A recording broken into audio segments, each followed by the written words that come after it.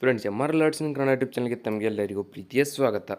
ಇವತ್ತಿನ ಈ ಒಂದು ವಿಡಿಯೋದಲ್ಲಿ ನಾನು ನಿಮಗೇನು ತಿಳಿಸ್ಕೊಡ್ತಾ ಇದ್ದೀನಿ ಅಂತಂದರೆ, ಇಲ್ಲಿ ನೋಡಿ 1500ಕ್ಕಿಂತ ಹೆಚ್ಚು ಒಟ್ಟು ಕಾನ್ಸ್ಟೇಬಲ್ ಮತ್ತು ಹವಾಲ್ದಾರ್ ಹುದ್ದೆಗಳ ಹೊಸ ನೇಮಕಾತಿ ಪ್ರಕ್ರಿಯೆ ಆರಂಭವಾಗಿದೆ. ಈ ಒಂದು ಹುದ್ದೆಗೆ ಅರ್ಜಿಯನ್ನು ಸಲ್ಲಿಸಲು ಪ್ರಾರಂಭ ದಿನಾಂಕ ಯಾವುದು, ಹಾಗೆ ಶೈಕ್ಷಣಿಕ ಅರ್ಹತೆ ಎಷ್ಟು ಮುಗಿಸಿರಬೇಕು ಮತ್ತು ಯಾವ ರೀತಿ ಈ ಹುದ್ದೆಗೆ ಆಯ್ಕೆ ಮಾಡಲಾಗುತ್ತದೆ, ಸಂಪೂರ್ಣ ವಿವರ ಇವತ್ತಿನ ವಿಡಿಯೋದಲ್ಲಿ ನಿಮಗೆ ಸಿಗುತ್ತೆ. ಅದರ ಜೊತೆಗೆ ಇಲ್ಲಿ ಇನ್ನಷ್ಟು ಇದೆ ನೋಡಿ. ಈ ಒಂದು ಹುದ್ದೆಗೆ ಬಾರ್ಡರ್ ಸೆಕ್ಯೂರಿಟಿ ಫೋರ್ಸ್ ಹುದ್ದೆಗೆ ಅರ್ಹತೆ ಹೊಂದಿರುವ ಅಭ್ಯರ್ಥಿಗಳು ಅಧಿಕೃತ ವೆಬ್ಸೈಟ್ಗೆ ಭೇಟಿ ನೀಡುವ ಮೂಲಕ ಈ ಹುದ್ದೆಗಳಿಗೆ ಅರ್ಜಿಯನ್ನು ಸಲ್ಲಿಸಬಹುದು. ಈ ನೋಡಿ, ಅಭ್ಯರ್ಥಿಗಳನ್ನು ಹೇಗೆ ಆಯ್ಕೆ ಮಾಡಲಾಗುತ್ತದೆ, ವಯಸ್ಸಿನ ಅವಶ್ಯಕತೆಗಳು, ಶೈಕ್ಷಣಿಕ ಅರ್ಹತೆಗಳು, ಶುಲ್ಕಗಳು ಮತ್ತು ಇತರ ಪ್ರಮುಖ ವಿವರ ಇವತ್ತಿನ ವಿಡಿಯೋದಲ್ಲಿ ಇಲ್ಲಿ ನಿಮಗೆ ಹೇಳ್ತಾ ಹೋಗ್ತೀನಿ. ಈ ಒಂದು ವಿಡಿಯೋ ಕೊನೆವರೆಗೂ ನೋಡಿ. ಹಾಗೆ ನೀವು ಇನ್ನೂ ನಮ್ಮ ಚಾನಲ್ಗೆ ಸಬ್ಸ್ಕ್ರೈಬ್ ಆಗಿಲ್ಲ ಅಂದರೆ ಸಬ್ಸ್ಕ್ರೈಬ್ ಆಗಿ, ಪಕ್ಕದಲ್ಲಿರೋ ಬೆಲ್ ಐಕಾನ್ ಒತ್ತಿ. ಮುಂದೆ ನಾವು ಯಾವುದೇ ವಿಡಿಯೋ ಬಿಟ್ಟರೆ ನಿಮಗೆ ಥಟ್ ಅಂತ ನೋಟಿಫಿಕೇಶನ್ ಬರುತ್ತೆ. ಇಲ್ಲಿ ನೋಡಿ, ಮೊದಲಿಗೆ ಇಲಾಖೆ ಹೆಸರನ್ನ ನೋಡೋದಾದರೆ ಬಾರ್ಡರ್ ಸೆಕ್ಯೂರಿಟಿ ಫೋರ್ಸ್ ಅಂದರೆ BSF ಹುದ್ದೆಗಳ ಒಟ್ಟು ಸಂಖ್ಯೆ 1526 ಹುದ್ದೆಗಳು. ಹಾಗೆ ಹುದ್ದೆಗಳ ಹೆಸರನ್ನು ನೋಡೋದಾದರೆ ಹೆಡ್ ಕಾನ್ಸ್ಟೇಬಲ್ ಮತ್ತು ಸಹಾಯಕ ಸಬ್ ಇನ್ಸ್ಪೆಕ್ಟರ್ ಅಂತ. ಈ ಉದ್ಯೋಗ ಸ್ಥಳ ಅಖಿಲ ಭಾರತ.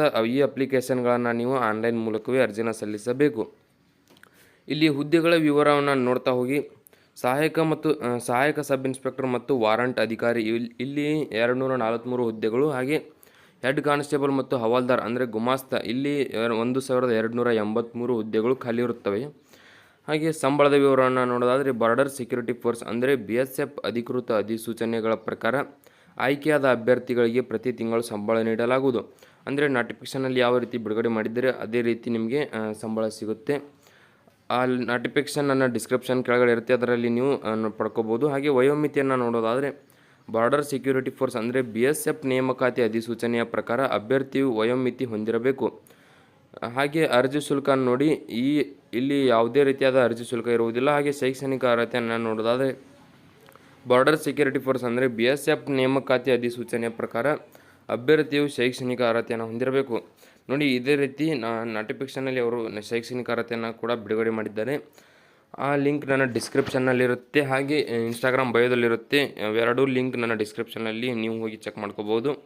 ಹಾಗೆ ಈ ಹುದ್ದೆಗೆ ಯಾವ ರೀತಿ ಆಯ್ಕೆ ಮಾಡಲಾಗುತ್ತದೆ ಅಂತ ನೋಡೋದಾದರೆ, ಮೊದಲಿಗೆ ಲಿಖಿತ ಪರೀಕ್ಷೆ ಅಂದರೆ ರಿಟರ್ನ್ ಟೆಸ್ಟ್ ಇರುತ್ತೆ. ಅದರಲ್ಲಿ ಪಾಸಾದಂತಹ ಅಭ್ಯರ್ಥಿಗಳಿಗೆ ದೈಹಿಕ ಮಾನದಂಡಗಳ ಪರೀಕ್ಷೆ ಅಂದರೆ ಫಿಸಿಕಲ್ ಟೆಸ್ಟ್ ನಡೆಸ್ತಾರೆ. ಅದರಲ್ಲಿ ಪಾಸಾದಂಥ ಅಭ್ಯರ್ಥಿಗಳಿಗೆ ಕೌಶಲ್ಯ ಪರೀಕ್ಷೆ ಅಂದರೆ ಟೈಪಿಂಗ್ ಮತ್ತು ಸ್ಟೆನೋ ಇರುತ್ತೆ. ಹಾಗೆ ಅದರಲ್ಲಿ ಪಾಸಾದಂತಹ ಅಭ್ಯರ್ಥಿಗಳಿಗೆ ಡಾಕ್ಯುಮೆಂಟ್ ವೆರಿಫಿಕೇಷನ್ ನಡೆಸಿ ಈ ಹುದ್ದೆಗೆ ಮತ್ತೆ ವೈದ್ಯಕೀಯ ಪರೀಕ್ಷೆ ನಡೆಸ್ತಾರೆ, ಅಂದರೆ ಮೆಡಿಕಲ್ ಟೆಸ್ಟ್ ನಡೆಸ್ತಾರೆ. ಅದರಲ್ಲಿ ಪಾಸಾದಂಥ ಅಭ್ಯರ್ಥಿಗಳಿಗೆ ಈ ಹುದ್ದೆಗಳಿಗೆ ಆಯ್ಕೆ ಮಾಡಲಾಗುತ್ತದೆ.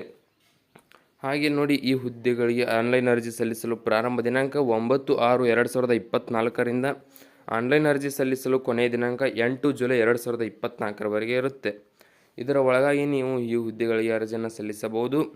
ಈ ವಿಡಿಯೋದಲ್ಲಿ ಇಷ್ಟೇ ಇರುತ್ತೆ. ಹಾಗೆ PDF ನಿಮಗೆ ಬೇಕಂದರೆ ನನ್ನ ಇನ್ಸ್ಟಾಗ್ರಾಮ್ ಬಯೋ ಮತ್ತು ಯೂಟ್ಯೂಬ್ ಈ ವಿಡಿಯೋ ಕೆಳಗಡೆ ಡಿಸ್ಕ್ರಿಪ್ಷನ್ನಲ್ಲಿ ಸಿಗುತ್ತೆ. ಅದರಲ್ಲಿ ನೀವು ಈ ಹುದ್ದೆಯ ಸಂಪೂರ್ಣ ಮಾಹಿತಿಯನ್ನು ಪಡೆದುಕೊಳ್ಬೋದು. ಈ ವಿಡಿಯೋದಲ್ಲಿ ಇಷ್ಟೇ ಇರುತ್ತೆ. ನಿಮಗೆ ವಿಡಿಯೋದಲ್ಲಿ ಏನಾದರೂ ಡೌಟ್ ಇದ್ದರೆ ಕಮೆಂಟ್ ಮಾಡಿ. ಹಾಗೆ ನೀವು ನಮ್ಮ ಚಾನಲ್ಗೆ ಸಬ್ಸ್ಕ್ರೈಬ್ ಆಗಿಲ್ಲ ಅಂದರೆ ಸಬ್ಸ್ಕ್ರೈಬ್ ಆಗಿ, ಪಕ್ಕದಲ್ಲಿರೋ ಬೆಲ್ ಐಕಾನ್ ಒತ್ತಿ. ಮುಂದೆ ನಾವು ಯಾವುದೇ ವಿಡಿಯೋ ಬಿಟ್ಟರೆ ನಿಮಗೆ ಥಟ್ ಅಂತ ನೋಟಿಫಿಕೇಶನ್ ಬರುತ್ತೆ. ಹಾಗೆ ಈ ಒಂದು ವಿಡಿಯೋ ನಿಮ್ಮ ಫ್ರೆಂಡ್ಸ್ಗಳಿಗೆ ಕೂಡ ಶೇರ್ ಮಾಡಿ, ಅವರಿಗೆ ಕೂಡ ತುಂಬ ಸಹಾಯವಾಗುತ್ತೆ.